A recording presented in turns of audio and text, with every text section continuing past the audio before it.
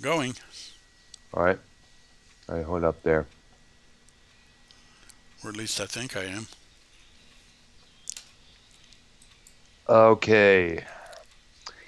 Welcome, ladies and gentlemen. It's been a while since we have been alive here. This is Arknolia and the Doctor and our episode of Music Memories here. This is episode 16, if I'm, yeah, That is yes, it correct. is. Yes, 16. I've been doing a lot of counting here. And tonight we're looking at one of the most iconic British bands out there to emerge during the British invasion. Um, It was psychedelic, it was hard rock, it was blues bass, and this group featured one of the three iconic guitarists of all time, being Jeff Beck, Jimmy Page, and Eric Clapton. And we're talking about, of course, the Yardbirds. Now, Absolutely. the Yardbirds were one of the, I guess you could say, were the funk that put in the funk when it came to British blues rock there, if you want to say so. They formed in London in 1963, and one of the core lineups featured, vocalist and harmonica player Keith Ralph, drummer Jim McCarty, Chris Dreja, I think it's Right. Dreja. Yeah, is that spelled that right? Dreja Yeah. or Drea? Yeah, okay. Chris Dreja on rhythm guitar and bass, bassist and producer Paul Samuel Smith, and of course the three guitar players that would join: Eric Clapton, Jimmy Page, and Jeff Beck. They Home, actually home, started with Eric Clapton and basically moved through. It was only a short period of time where Beck and Page played together, but by and yep, large it was like, one after the other. yeah. That one of the moments where the Page and Beck played together was in a movie called Blow Up. I guess it came. It was direct. I forgot which year it was, but it was their version of Train Kept a Rolling there. But however, here's the thing, it was changed to a different line, a different song. Now they recorded their version of Train Kept a Rolling for the movie Blow Up, which was directed by Michelangelo and Tony Owen, yeah, if I'm pronouncing that correctly. I But believe that's correct. yes, Ralph had to change the song's lyrics and title to avoid having to seek permission from the copyright holder. Their appearance in the film about a hip fashion photographer undergoing an existing crisis in swinging London came after the Who declined to appear in the movie and the in crowd were unable to attend the filming.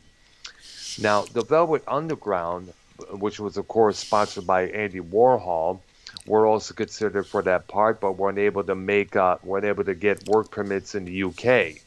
So the director instructed Beck to smash his guitar in the same way Pete Townsend, who of the Who would. So Yeah, I and that had believe to tear back up. I know. Well, actually, well, and the guitar, by the way, that Beck destroyed was a cheap Hofner instrument, by the way. And so I guess it was a cheap ass guitar. But then again, who knows? They probably got themselves another one. You Yeah. know. Now we all know the Yardbirds. They're known for their first big hit, "For Your Love," which had kind of like an Egyptian, kind of like a Maharati type of feel when you look at it there. Yeah, and Um, actually a lot of their first album, a pretty good bit of it anyway, was blues based. yes, And For Your Love was the song that kind of made Eric Clapton decide he needed to leave. yeah, because it was sort of leaning towards the regular rock, the pop crowd there, and Clapton at the time is a blues guy. Oh, And yeah. when you see the group of guys that you enjoy playing the blues with drift towards a different direction, that's not going to please you very much. So he left to join John Mayall's Blues Breakers project for a Yeah. couple years there. Yeah, which actually those albums were good too. Yeah, that Hmm. was somebody we forgot to talk about in the British Invasion was John Mayall. Yeah, that's And right. he That had was a come to think of it. ton of albums. Yeah, lots of and lots of lineup changes as well. Oh, yeah. in his group there. Yeah, when we get back to our cleaning up the British invasion and finishing with it, Yep. we need to talk about him because he has a lot of influence and he had a lot of great songs and albums. Yep. So he's worth Absolutely. discussion. And another guy that's worth discussing is Brian Auger. Brian Auger. We also got to get into good, the Arthur Brown from the, of course, the crazy world of Arthur Brown. Of course, we got Lord Sutch we got to talk about. Right, right. Absolutely. We got to discuss him because he is very rarely spoken of when it comes to the shock rock terms there. Absolutely. But we'll Yeah, get to them. absolutely there.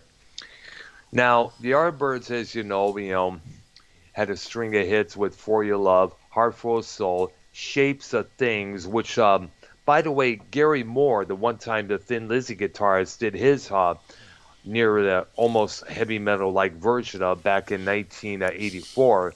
I don't know if you remember his version of that song, but it was a kicker, man. Yeah, and actually, Jeff Beck did another version with his group with Rod Stewart singing. Yeah, the Jeff Beck group, yeah, Yep, which is actually another part of the British invasion, I suppose. absolutely. Now, of course, we cannot forget their other hit, Over, Under, Sideways, Down. Yep. Now, they also had other hits, as I mentioned, and of course, their version of I'm a Man, the Spencer Davis group cover there. They Well, actually, also that was did slightly Good different. Morning. Yeah, really. Yeah. Yeah. Yeah, now the lineup with Clapton recorded two songs, I Wish You Would and Good Morning Schoolgirl. Yeah. And this was prior to scoring their big hit with For Your Love, Right. which was written by Graham Goldman and a prominent harpsichord part by Brian Auger. Of course, For Your Love hit the top of the UK charts in Canada and reached number 6 here in the States. But of course, as we know, it displeased Clapton all to hell. He was a blues purist and decided to leave when the group started becoming more commercial. And Now the he funny left in thing was, that was really the only journey into commercial. Yeah, that's about it. The rest of the time, they kind of like kept true to themselves with the psychedelic blues rock type of stuff there. Right. You know, but here's the thing, something else. Clapton recommended Jimmy Page, a young session guitar player, to replace him. Content with his sessions work and worried about both his health and politics of Clapton's departure. Jimmy Page, in turn, recommended his friend Jeff Beck. Now, Beck played his first gig with the Yardbirds after 2 days after Clapton decided to leave. Now, Beck had an exploration of fuzz tone, reverb, feedback, sustain, distortion, and hammer-on soloing that fit well with the group at that time. Yeah, And the he walk, basically is the one that pushed him into the psychedelia. yeah, and which they did pretty well. Now Oh they yeah. began to experiment with a lot of eclectic arrangements, Gregorian chants, and various European and Asian styles, while Beck infused a Middle Eastern influence into the mix. He was also voted number one lead guitarist in the 1966 British music magazine Beat Instrumental. Now, they produced a number of underground breaking recordings, including, of course, the ones we mentioned, Heart Full of Soul, Shapes of Things, their cover of Bo Diddley's I'm a Man, Evil Hearted You / Still I'm Sad.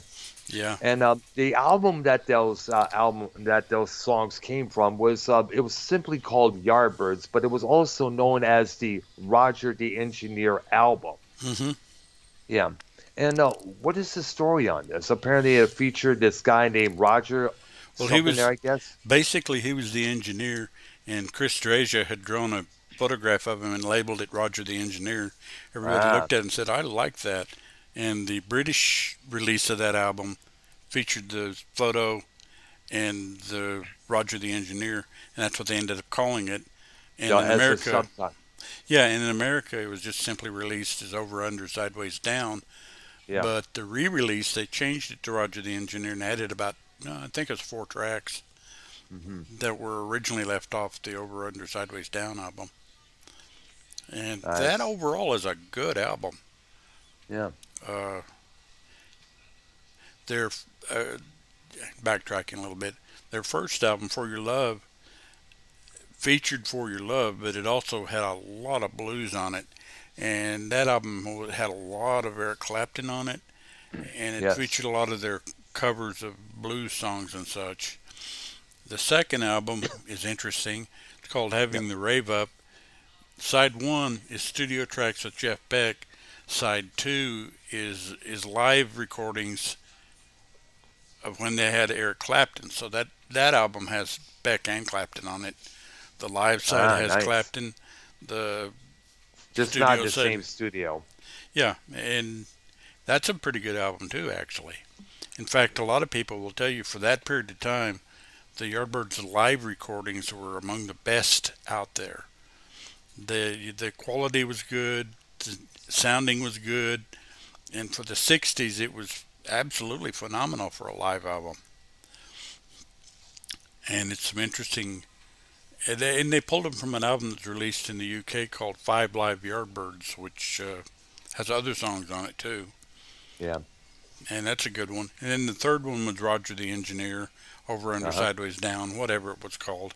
But And that any, was, either way, so we often call it Roger the Engineer because it was yeah, a sense of because of the cover. right. And it's probably their most exploratory. Personally, it's my favorite of their albums. It's good. It's a good listen Yeah, it overall. is. I It's gotta it check that out, definitely, man. yeah. It's worth your time. And when we get to our top 15 or my top 15, I'm going to mention quite a few off that album. Yeah. And Now, then they had at least one other album called Little Games, which was kind of for lack of a better word, an album that was kind of what would happen when a group's fixing to break up. Some of the songs are good, some of the songs are not that good, but it's not bad. It's just kind of an exploration, I guess, and it was about the time that Page was putting together his new band that he called the New Yardbirds first, and yep. then changed it to Of Led course, Led Zeppelin. Zeppelin. Thanks to Keith Moon's a little tidbit about them. Yeah, the interesting thing was when I read it, John Entwistle had a part in it too. Yeah, really. Yeah, in fact, that the story goes that they were trying to put a super group together with Page, Entwistle, Moon, two or three others. I forget who they were. And Entwistle made the remark that that would go over like a lead balloon, and then Moon said more like a Led Zeppelin. because the Zeppelin was bigger than a balloon there, obviously, Yeah, which is how they referred it back then, and that's when the name kind of stuck in Page's head when he called his band that. yeah. He kind of harkened back to that and said, "I like that name. I'm going to use it." And Yeah. Led Zeppelin they became. Yep. And here's another thing. Speaking of Zeppelin, I've mentioned this story before, and it definitely needs to be repeated here. We know those song, the Zeppelin song, "Dazed and Confused," correct? We know that like the back Right, of our hands. Now, that was originally inspired by the song of the same name by a folk singer from the U.S. named Jake Holmes. He released his album on the Capitol Records or Tower Records, distributed by Capitol EMI at that time. yeah, And the song "Dazed and Confused" was just a regular folky type of song there, but with yeah, different lyrics and the same, almost in the same arrangement. Now, the Yardbirds was doing a gig with this guy, and Page heard the song being performed and kind of liked it and suggested to the band, "Hey, let's do our yeah. cover Let's do version of right it." But let's exactly. Yes, and there was no studio recordings of their cover version, but they did perform it live a couple of times. One time on YouTube, and as I mentioned this, it was on a French television program, and that's when we first saw Page use the violin bowl on his guitar there, and Keith Relf with the harmonica during the section. It was arranged What? pretty arranged, mostly rearranged the same way as Zeppelin's Days Confused would be. Fear Hereafter. And Right. when I first heard the video, I thought, oh man, gosh, this must be the original version before Robert Plant changed the lyrics on there. Turns out, um, they decided to rearrange it, and however, Jake Holmes got word of this, and he did sued Led Zeppelin, for this for the obvious reason there. Sure. And now, when you look at the reissues of the first Led Zeppelin album, it'll say right there, written by Jimmy Page, inspired by Jake Holmes. Right. Yep, A form of credit. yeah, form of credit, basically there. But Jake Holmes probably got a lot of nods, a lot of interviews about that song there because this is so because this obviously we know because people often say this is the man that inspired the Zeppelin version. Yeah, and it's funny. Well, it's not the first time Led Zeppelin's been accused of stealing a song. Oh man, they plagiarize a lot of things. I mean, like there was a thing called by the Booker T and the MGs called The Hunter. Robert Plant interpreted that into their version of their song, how many more times from the first record. Right. And of course, we cannot forget the Stairway to Heaven notorious case there, which was Yeah. settled out of court, which, by the way, favor again in Zeppelin's favor, by the way. And by the way, Okay. we I'll see also you. can't forget the song Beck's Bolero, which was an instrumental, I guess, from what I understand. It was inspired by Rago's Bolero, credited to Page, although Peck also written the song. Yeah. John Paul Jones on bass, Keith Moon on drums, Nicky Hopkins on piano. At the time of this session, as you mentioned, they suggested this group would go up like a lead balloon, and of course we all know the story there. Beck's Bolero would later be a That's on Jeff be Beck's album. yeah Truth, I the album think. Truth, yes, the Jeff Beck Group's album Truth. Now, they opened for the Rolling Stones in 1966 with the Ike and Tina Turner also on the bill. They released the Happening single, shot their scenes for the movie Blow Up, which I mentioned earlier, head back to the U.S. for a show at the Fillmore West in San Francisco. They did a slot with Dick Clark's Caravan on Stars tour there, which they joined it in Texas. Right. You know, and after a few shows on the Caravan tour, Beck stormed out and headed back to San Francisco, and Mary Hughes and the band still in Texas continued on that tour as a quartet, with Jimmy Page, of course, as a sole lead guitarist. Now, from what I understand, Beck was in later interviews, Beck, and he even mentioned this in the during the induction of the Rock and Roll Hall of Fame that he was kicked out of the group. Right. Yeah. So we don't really know the whole story there. No, probably not. I know, What's 'cause interesting about this group is they were only yeah, around for, what, 5, 6 years?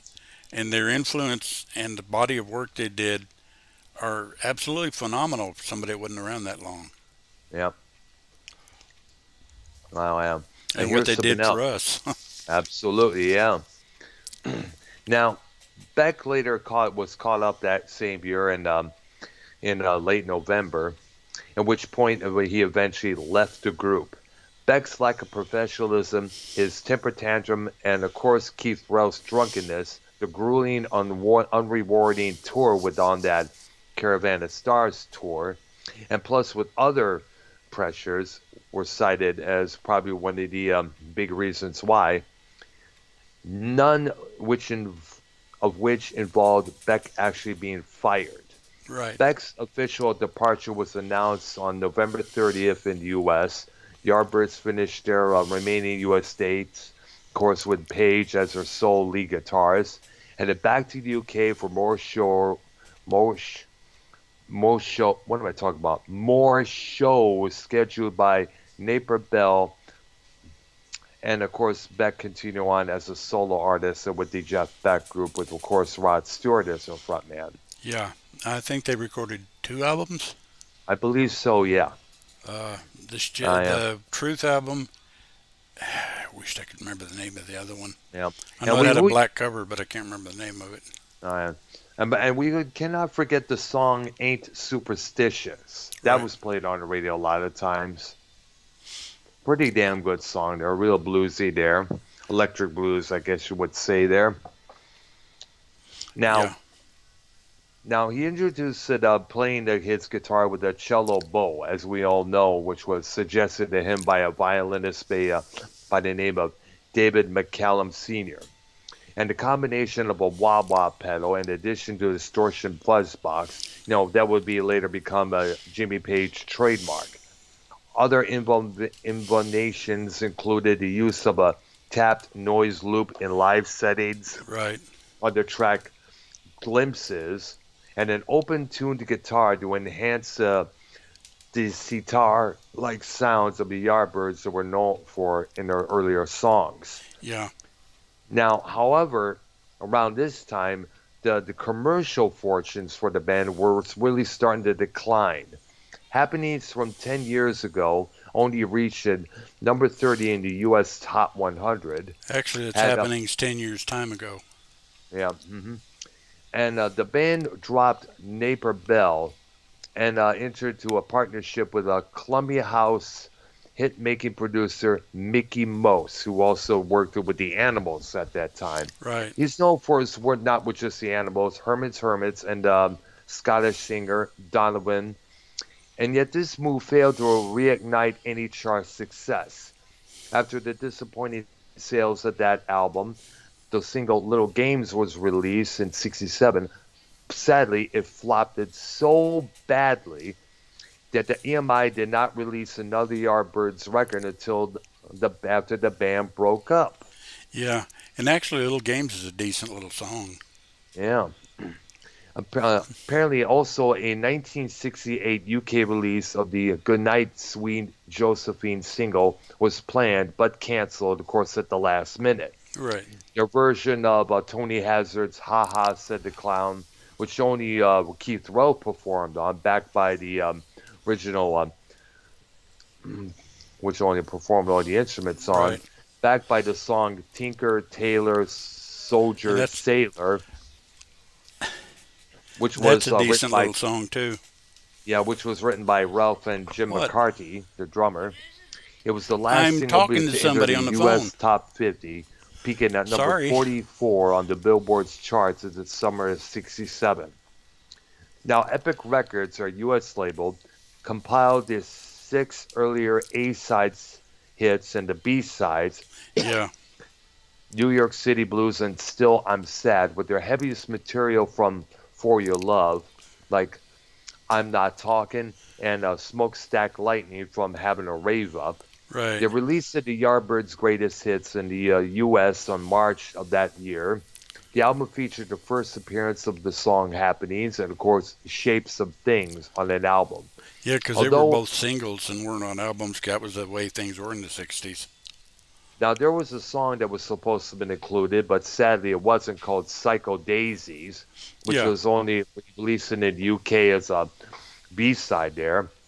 It described the greatest hits album, described to the Yardbirds' growing American audience an almost complete picture of what made the Yardbirds a great band, Yeah. according to a Bruce Eder from All Music Critic.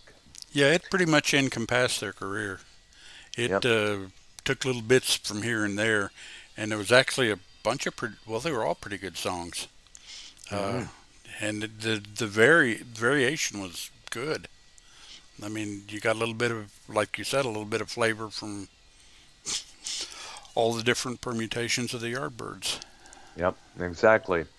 Now, it was the greatest hits album was their best-selling U.S. release, peaking at number 28 on the Billboard charts. Now, they spent the first half of '67 touring New Zealand, Denmark, France, Australia, including a stop at Gaines to help promote the movie Blow Up, which he had appearance in, as we mentioned. They also had played a handful of shows in the UK in June of that year before heading to Vancouver. It'd be to start their North American tour with, of course, Page. As I guess this was the when it became a four-piece there. Now, the last album they recorded, Little Games, was released in July of '67. Again, only in the U.S. It Yeah. was a it was a commercial and critical non-entity. A cover of Harry Neeson's Ten Little Indians charted briefly in the States there. Yeah, it was.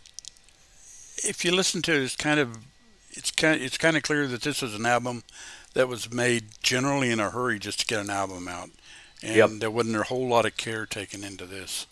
Yeah. So it's just, let's hurry up and get this done so we can just get it out there. Bing, bam, boom. Which Yeah, was often how it was done at that time. Because back then, like the Beatles and other British acts, other US acts as well, they had to get that album as soon to get albums out soon as much as they can.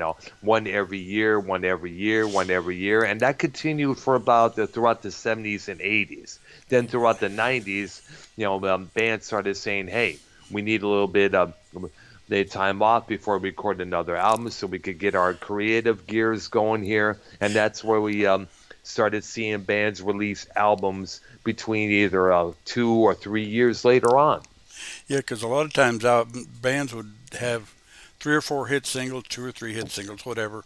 They'd Yep, put those together, then record filler filler tracks. for the rest of the album. Now that wasn't Yep. always the case, but it did happen more often than not. And Yes. except the Beatles didn't really do that, but a Not really. lot of the other groups did. Uh, Yeah. they just basically, especially the lesser known groups, it was kind of like, oh, let's do this song. Okay, let's do this song. That's that sort of thing. Right. And basically, that's kind of what they did. And of course, this is when Peter Grant would later enter the picture as their new manager.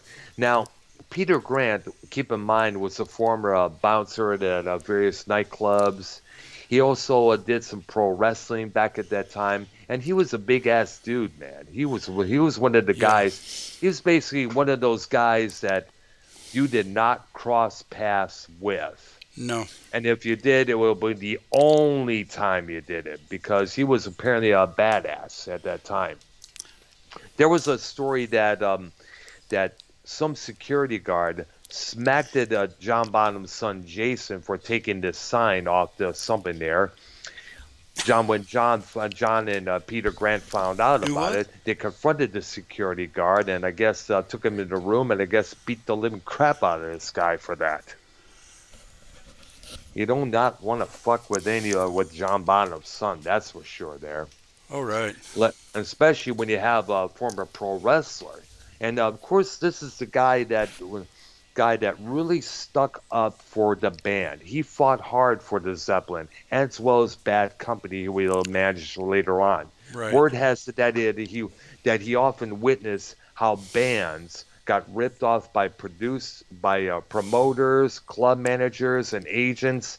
And when he started becoming a manager for the Yardbirds, later became Led Zeppelin, he vowed never to let that happen to his boys. That's for sure.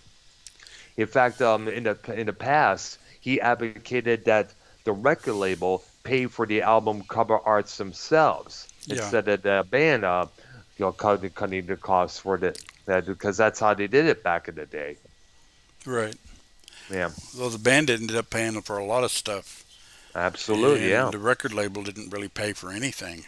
yeah, exactly. And it's also he negotiated this deal where Led Zeppelin earned the majority of money from promoters there. Of course, the promoters would have a fit about this, but they had Sure. to go along. They had to go along with it because they knew Led Zeppelin would be big one ass money making draw. They would Right. draw money. If Zeppelin were to do a reunion tour today, no doubt they'd be filling up each and every fucking stadium in the whole globe. Right. No matter what, man. Jeez. Yeah. Absolutely. Yeah. Now the Yardbirds also covered the song "Waiting for the Man," which was originally recorded by the Velvet Underground, and of course, Bob Dylan's, most likely you go your way and I'll go mine. And of Right. course, we mentioned the Jake Holmes thing there. Right. You know, of course, Now by '68, the psychedelic blues rock of Cream and the Jimi Hendrix Experience was, of course, had became most popular. But yet, McCarthy and Ralph wished to pursue a style more influenced by folk and classical music. And Page wanted to continue with the more heavier music sound, which of course he would carry on with his later band.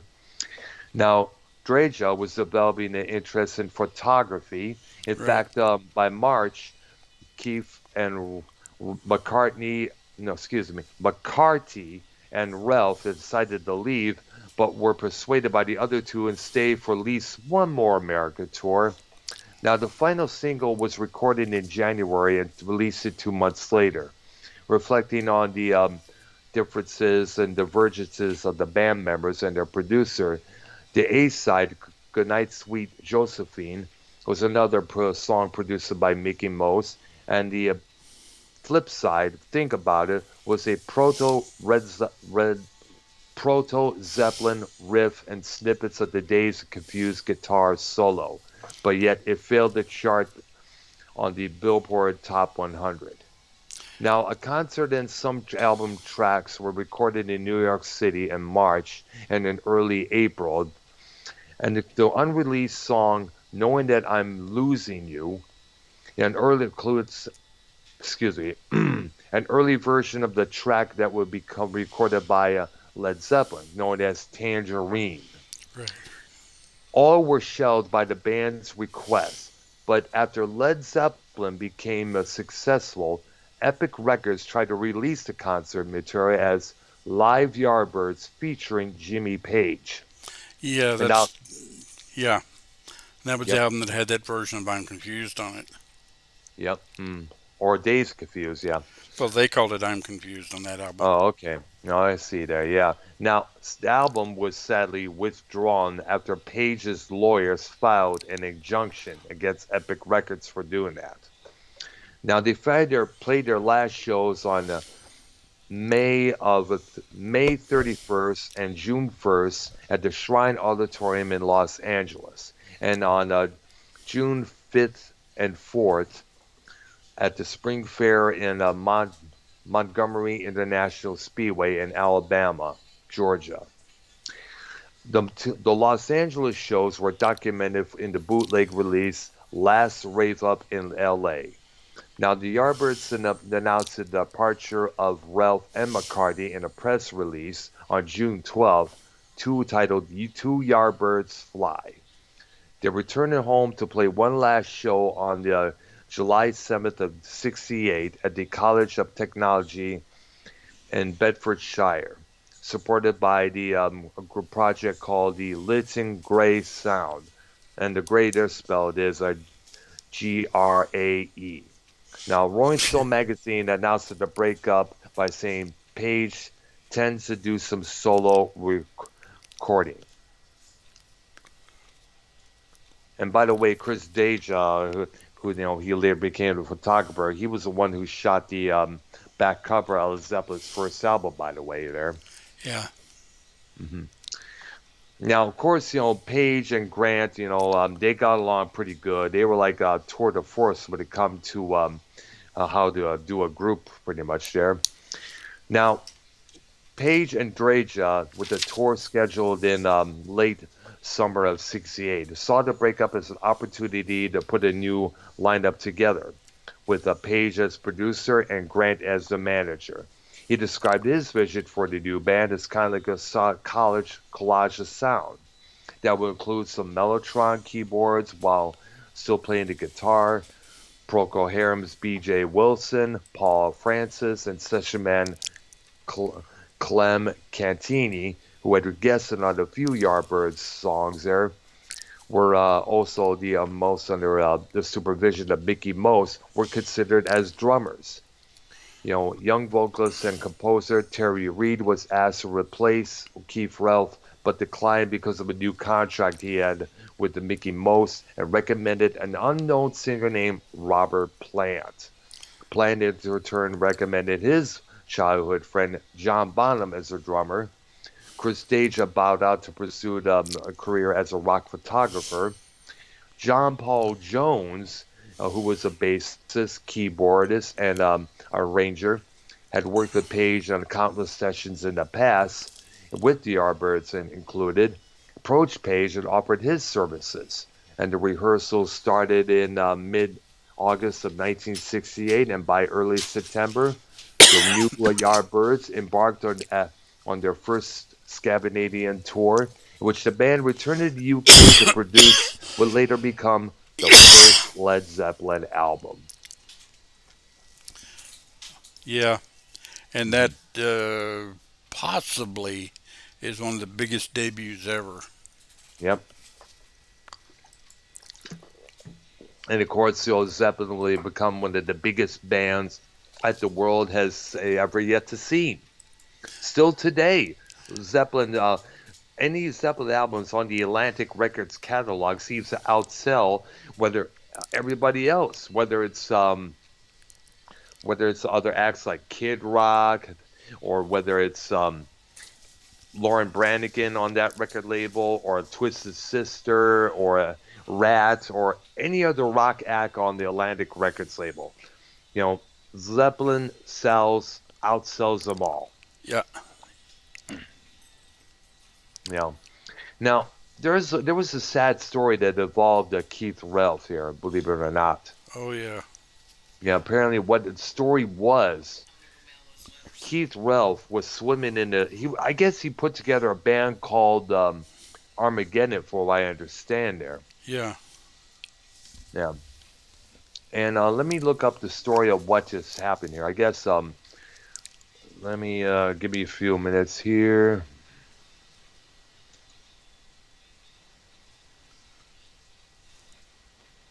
Okay, give me a few minutes here. There, he died. This was in. He died in the 1976. There.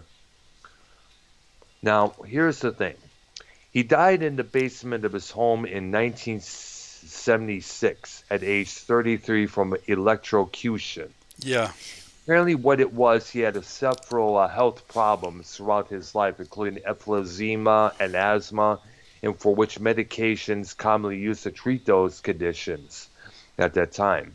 And what happened is that apparently the story was he was swimming in his pool, didn't dry himself off when he got out, went in his basement and plugged in an electric guitar and zapped himself to death. Yeah. And sadly, that would later inspire when Led Zeppelin found out about this, and they were, of course, shocked. And this prompted a Ironically. condition. This prompted Zeppelin never to play in any festival or outdoor venue if it was raining. Right. If there was, yeah, they did that one time because of what had happened. They were playing this performance as some sort of an outdoor show there, and it started raining, and in fact, apparently, fearing being electrocuted like Keith Relf did, they decided to leave the stage, stopped end the show there, and a lot of fans pretty much got upset, causing a riot, from what I understand. Right. Right. Yeah, yeah. Now the Yardbirds, of course, as you know, what was inducted to, along with, of course, Jimmy Page, Jeff Beck, Chris Deja, Right. Jim McCarty, and, of course, Eric Clapton. Now, the Yardbirds did reform in 1992. Sort of. Sort of, yes. It's a couple original members with a couple new members as well. We've seen this happen many times before. Rock artists from rock artist management, Peter Barton contacted Jim McCarthy about possibly reforming the Yardbirds. He was interested, but he was only do it if Chris Dreja would agree. But at the time, he thought it would be highly unlikely that Dreja would want to tour again. Barton contacted Dreja, who agreed to give it a try. Their debut gig was booked at the Marquee Club in London, along with the newly reformed Animals. That Right. show was a complete success. This lineup included John Iden on bass and the lead vocals. Barden managed the band and booked all their dates for over a decade, and he still works with the band on occasional times there. In 2003, a new album from the Yardbirds entitled Birdland was released under the Yardbirds name on the record label entitled Favored Nations. This included Jim McCartney, Chris Dreja, new members, Jippy, Mayo. Yeah, That's a kind of a odd, I've actually heard that album. It's not half bad, but yeah, it's not the real Yardbirds. that's true there. John Iden on bass and lead vocals, and Alan Glenn on harmonica and backup vocals. And it consisted of new material mostly penned by McCarthy, and re-recorded some of their old hits, like Right. featuring guest appearances by Jeff Skunk Baxter, the Yeah, Doobie that Brothers. lineup is something else Yes. of the Um, guests. John Resnick of the Goo Goo Dolls, Steve Lukather of Toto, Brian May of Queen, Slash from Guns N' Roses, Steve Vai, Joe Satriani, and of course, Simon McCarthy and Martin Deacham. Now, also, Jeff Beck did reunited with his former bandmates for the song My Blind Life.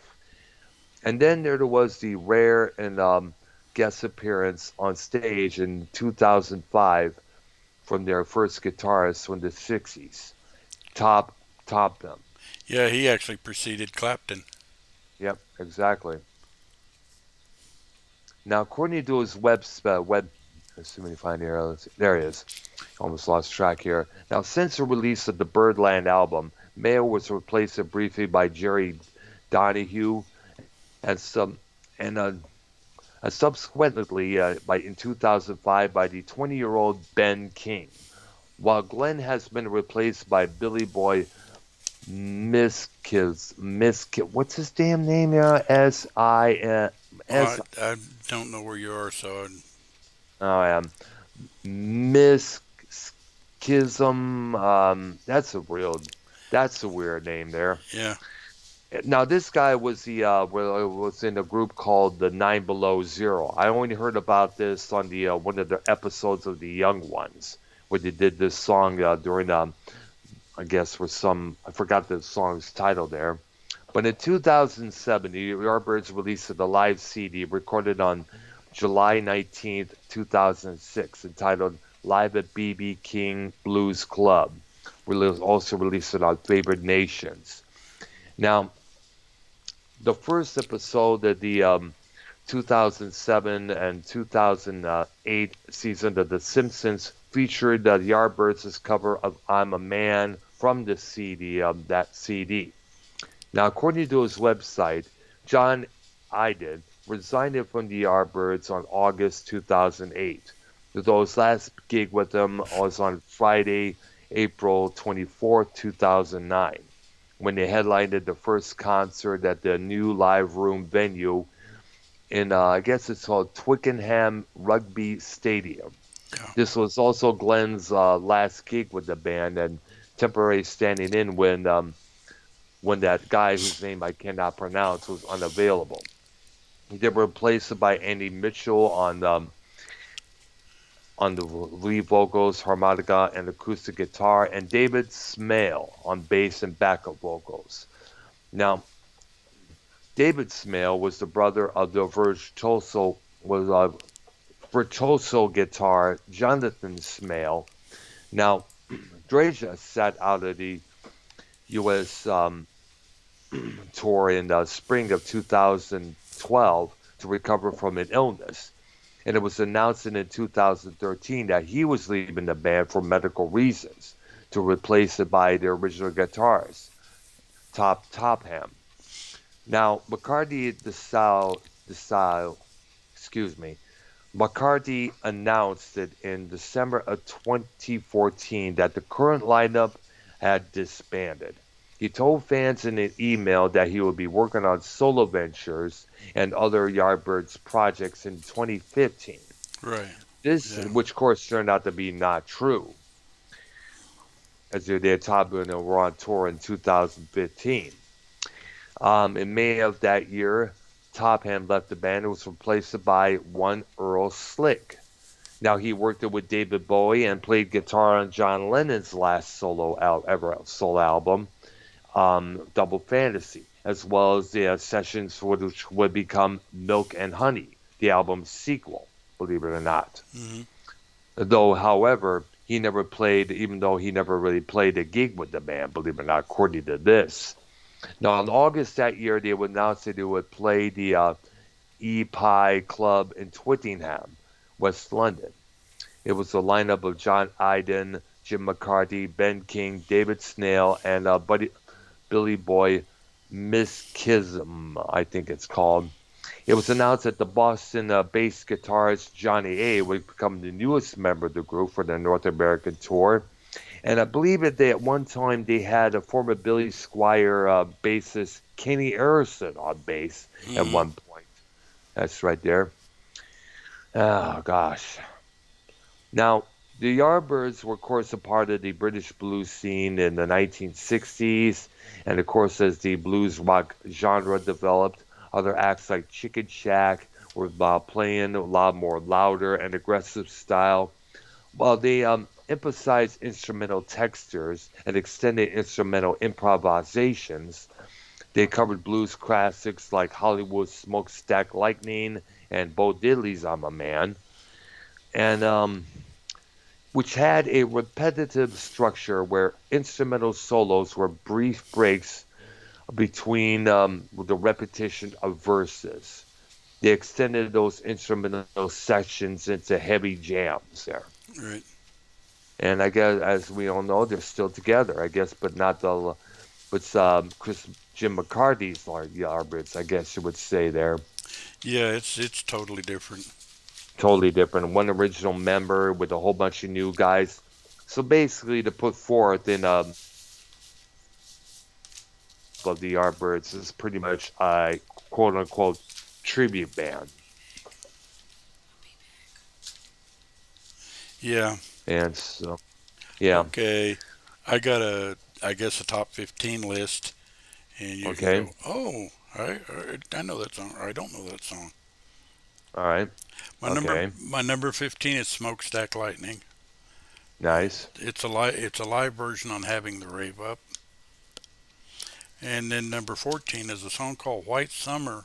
That's on the Little Games, but it's a nice little acoustic piece by Which Jimmy Page, right. because he covered it. Because there was a BBC thing there, thing what the BBC Live Radio Hour, which was broadcasted on one of the local stations back in Michigan that had a Page performing that track before he would do Black Mountain Side. Yeah, it's a nice little song.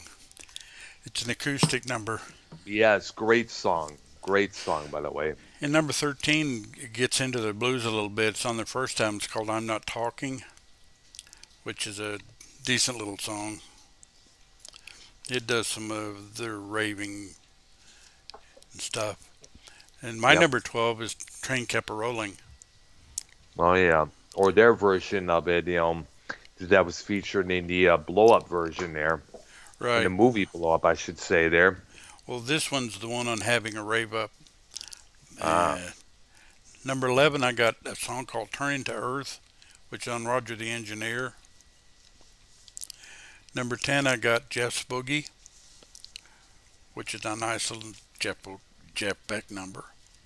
hmm Number 9, I got a song called Ever Since the World Began, which is another neat little song. Let's see, number 8 I got is that I'm Confused off the live album. Uh, the Anderson Theater, I think is the name of the album. Number 7, I got Heart Full of Soul. Number 6, I got Over, Under, Sideways, Down.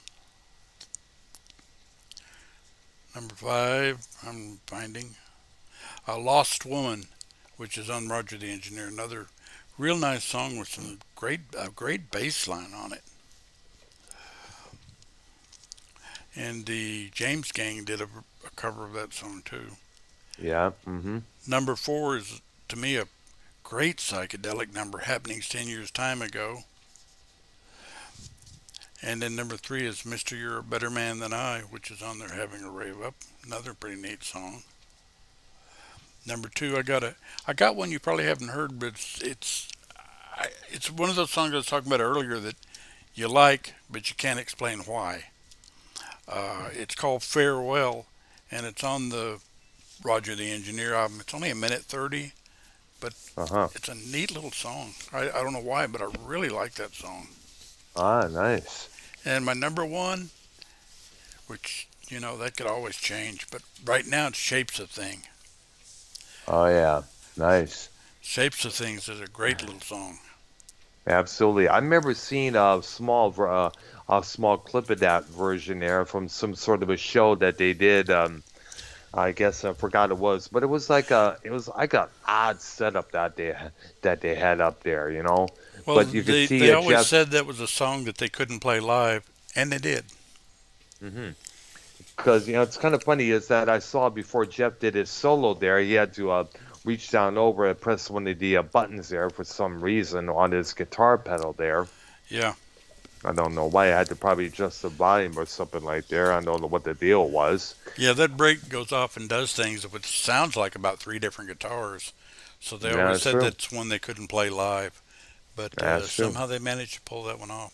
And again, there's honorable mentions and songs I didn't mention that were good too. But right now, today, that's my 15th favorite. All right. I'm gonna possibly do my top three. Actually, I'm gonna do my top four song of the Yardbirds here. I'm gonna start with Over Under Sideways Down the because of the way the guitar is arranged here, the psychedelic moment there. It kind of like has the same feel as 19th Nervous Breakdown by the Rolling Right. Stones there.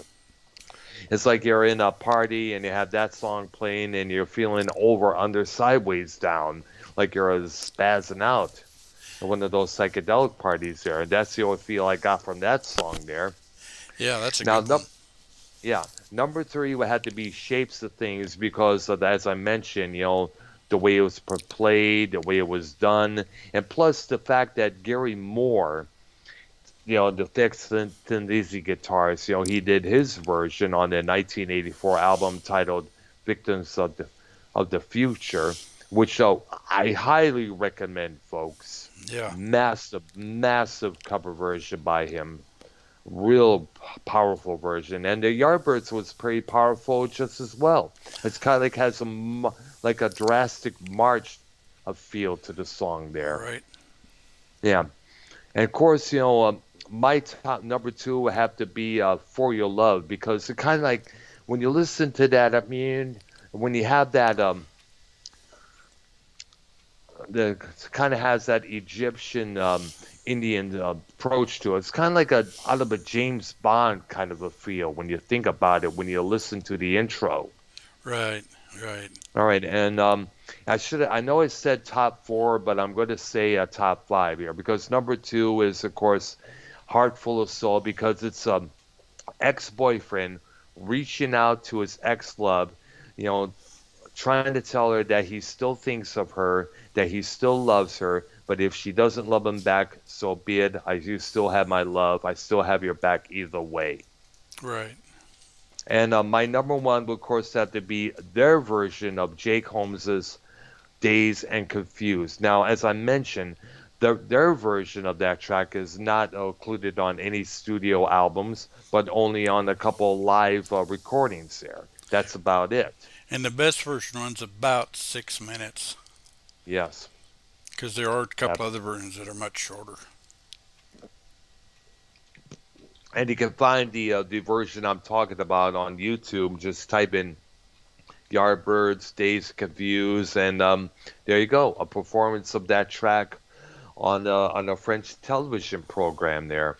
You just get to see See here the original lyrics as written by Jake Holmes, and also you hear and see Jimmy Page play his now infamous telecast excuse me, mirror telecaster, because I had a couple of round mirrors glued onto the surface there, which Fender Guitars, by the way, just issued out not too long ago. Yeah. Yeah. And also when we see Page working that cello bow on his guitar throughout the before going to the solo of that track there. And you also got to give it up to Page for wearing the coolest outfit that he wore during that taping of that song there. Apparently, at that time, around the '60s, a lot of British bands were dressed in more. They were dressing like Prince and the Revolution way before Prince and the Revolution, if you know what I'm talking about there. Yeah. So, and that's about it. That's my top five for the Yardbirds there. Okay. And I think that'll be an interesting thing that we can do, especially if we both have a list Mm-hmm. and we'll alternate. In other words, you'll do your number whatever, and I'll do my number Okay. whatever, and we'll go back and forth. Okay. Okay. Um, I think the next one we want to do is we're going to backtrack and do Elvis. Mm-hmm. The top 10 or top 15 Elvis songs that you enjoy. Yeah. And again, Mm-hmm. we'll tell people that might be listening, it's not the best or whatever, it's our favorites. Yeah, So our your personal favorites, your the list might ones be that I different from mine. My list might be different from yours. I mean, it's just the way it is. hey is I think Joe Cronin's in my chat. Hey, you want to join the show and weigh into this conversation, Joe? Feel free to join in, dude.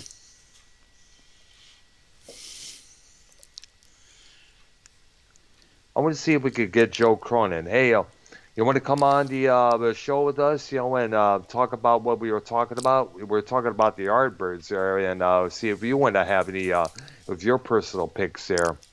Or if you want me to add you in, just let me know in the chat. Okay, man? All right, so we'll have to wait and see. So now I'm at work. Possibly, we could probably. We talked about this earlier, folks. There was a good chance that me and Arknolia could do a couple of shows on a Friday because of my work schedule there. Now, on Thursday, I'll be working from 9 to 6 p.m. So, any chance of making it on Real Spuck TV may be a little bit more slim. I have to join in later on that on program there. We'll have to wait and see. So I'll have to see how it plays out because I have funny work schedules. Sometimes they have me work in the afternoons. Sometimes they have me working in the morning there for the past couple of times. But I'll have to wait and see and how it plays out. Okay. And looks like Joe told you hi, so we'll tell him hi too. All right, I saw him. Yes. Wanted to say you and Arky there, and to throw down this tonight, you rated the Battle of the Bullfrog. Damn right, that's straight I am. And after what I heard the bullshit on Dave Rose's channel. Oh boy, I'm ready to I'm ready to whip out my lightsaber and jab him one. Mm, You yeah. have to go to Dave Rose's channel and you hear the whole bullshit that went down on there. This happened. Tell you what, Joe, you want me to add you into the call there? Let me know in the chat. Okay. Meanwhile, I'll mention Friday we'll do our top 15, I guess, of Elvis. Mm-hmm. And if we do a second show, we'll do a top 10 of the Everly Brothers and a top 10 of Roy Orbison. So And get your list ready. okay, let's see here. Let's see if I can add. I don't think that is Joe Cronin in the channel. I don't know if he's. It says he's not available on Skype here, so I'll have to wait and see here. Let's find out what he has to say there. He says, "Let's get wet and wild tonight." All right. What else? Tell you what.